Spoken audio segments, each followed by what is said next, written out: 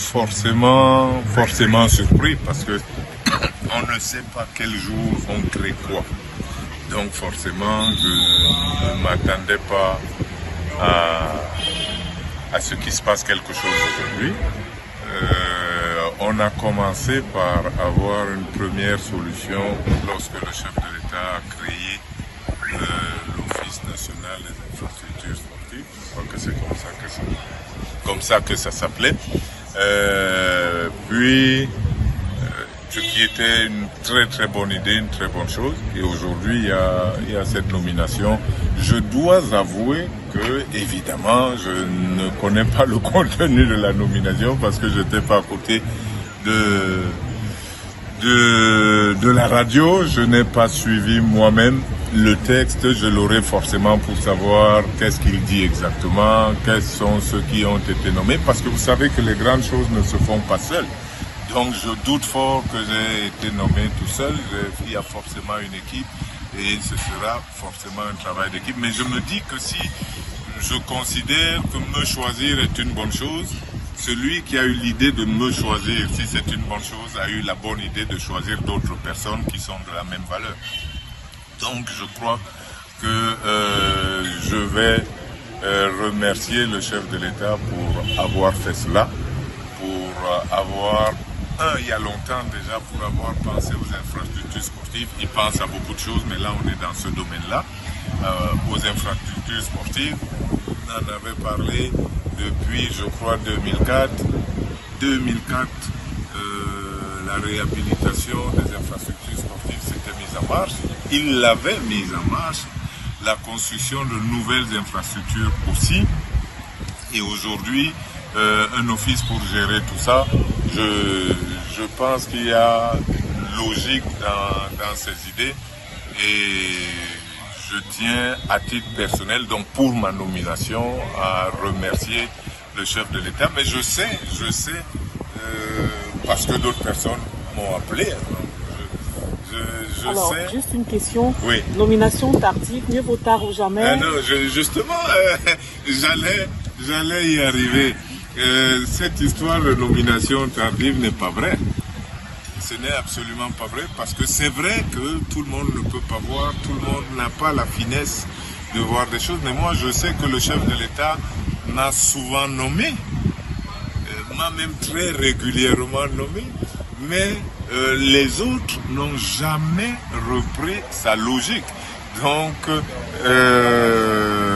en 90, c'est vrai qu'on dit aussi que quand vous voulez cacher quelque chose à un Africain ou à un Camerounais, il faut le mettre dans un livre.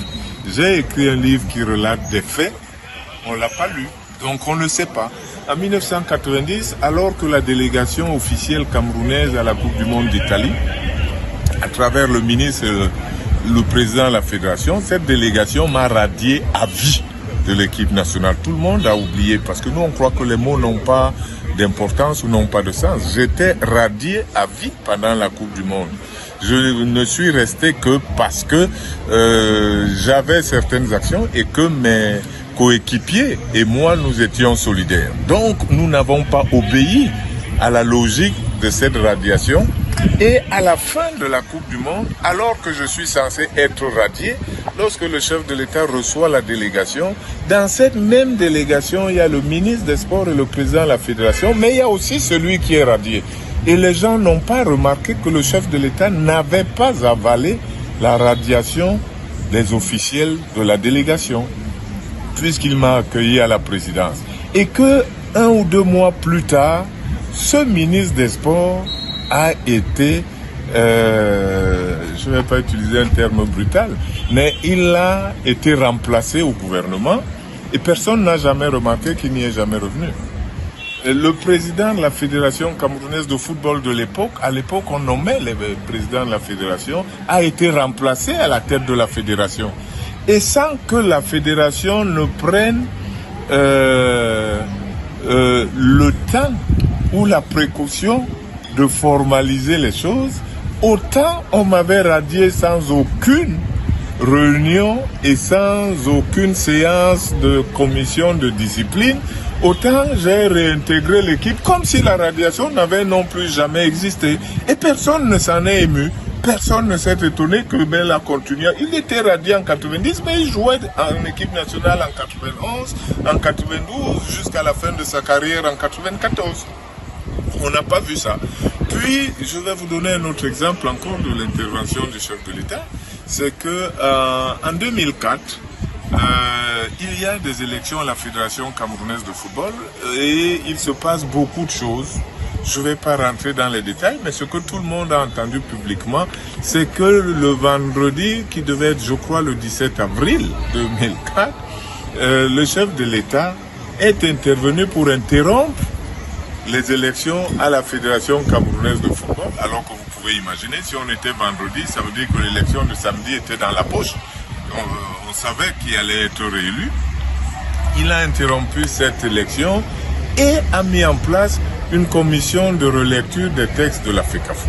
Et de tous les footballeurs du Cameroun et des acteurs du foot en réalité, j'ai été le seul que la décision présidentielle a inclus dans cette commission à laquelle participaient des spécialistes du droit.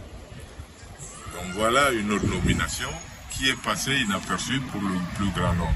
En 2014, le Cameroun va obtenir l'organisation de la CAN féminine, de la CAN masculine, 2016 pour les filles, 2019 pour les garçons. Et le président de la République, dans son décret, va mettre en place le COMIP-CAN, comité de préparation des CAN 2016-2019. Et ce décret-là, ce COMIP-CAN rassemblait tous les ministères concernés et des regroupements patronaux et ce genre de choses pour pouvoir préparer en amont le Cameroun à la réception de la CAN. Il avait le pouvoir de nommer 4 personnalités au sein de ce COMIP-CAN et si les 3 autres personnes étaient d'anciens fonctionnaires de la présidence, j'étais moi le seul qui venait de son village. Donc si ça, ce n'est pas une marque de reconnaissance, je ne sais pas ce que c'est. Donc puis, un peu plus tard, il va y avoir le grand dialogue national qui ne parle pas de foot. Le grand dialogue national, 400 personnes, dont les 3 quarts étaient anglophones. Et l'autre quart était composé de présidents d'associations, de présidents de partis et ainsi de suite. Et j'ai encore été nommé pour participer à cette réflexion. Si ça, c'est pas de la reconnaissance, je ne sais pas ce que c'est. Mais il fallait peut-être certaines doses de finesse pour comprendre le chef de l'État et voir ce qu'il disait. Aujourd'hui, ce n'est pas quelqu'un d'autre, c'est encore ce stylo présidentiel qui vient de me nommer. Donc moi, je ne suis pas surpris, je suis très reconnaissant à mon tour de cette reconnaissance régulière, de cette alors pour vous, c'est juste persistance. une continuité alors de Il a toujours montré qu'il a trouvé, je ne sais pas par quel procédé, mais il a montré qu'il sait que ce monsieur que je suis, ce garçon que je fus hier, avait une certaine valeur qu'il ne faut pas négliger. Donc moi, j'ai toujours eu confiance en ses décisions, en sa manière de voir, en sa finesse. Je sais que nous ne brillons pas toujours par notre capacité de finesse. C'est peut-être l'occasion pour moi de dire quelque chose de spécial pour montrer cette finesse-là. Vous vous rappelez qu'une année, je ne sais plus quand, il y a eu des émeutes à Douala et tout, et on a dit que le chef de l'État ne pouvait pas venir à Douala, puis finalement il est venu. Vous vous rappelez, il a tenu un discours qui est resté célèbre, mais célèbre dans le quiproquo. Me voici donc à Douala. Et tout le monde avait cru, et on le dit encore aujourd'hui, que ce Biya est venu à Douala pour narguer les gens. Il a dit, me voici donc à Douala. Le président n'a jamais corrigé. Mais vous savez ce qu'il y avait dans son discours. À l'époque, quand il a dit, me voici donc à Douala, les militants ont largement applaudi. Il s'est arrêté. Il a repris, me voici donc à Douala. Ils ont encore applaudi à tout rompre. Me voici donc à Douala. Ils ont continué à applaudir et lui a continué son discours. Sauf que personne n'a jamais entendu et on n'a jamais précisé que c'était me voici donc à Douala, porteur d'un message de paix. où est l'arrogance dans cette phrase? Et comment peut-on dire qu'il narguait les gens? Mais personne n'a jamais essayé de comprendre qu'est-ce qu'il avait réellement dit. Donc voilà le genre de choses auxquelles personnellement je fais attention et pourquoi je peux dire que avec un peu de finesse, on voit le travail présidentiel et on peut le comprendre. Merci Joseph-Antoine Bel, c'est la nomination. Vous êtes un homme heureux. Qu'est-ce que vous entrevoyez faire maintenant pour Je ne vous sais apporter pas, à la tête? je ne sais pas si je suis un homme heureux, je suis un homme craintif. Dans le sport, c'est la crainte de la défaite qui vous fait travailler dur. Et donc, je sais que le président ne pouvait pas me confier quelque chose de facile à faire, sinon il n'aurait pas besoin de moi. Donc, je suis sûr qu'il s'agit d'un véritable défi à relever et donc que c'est la crainte qui me fera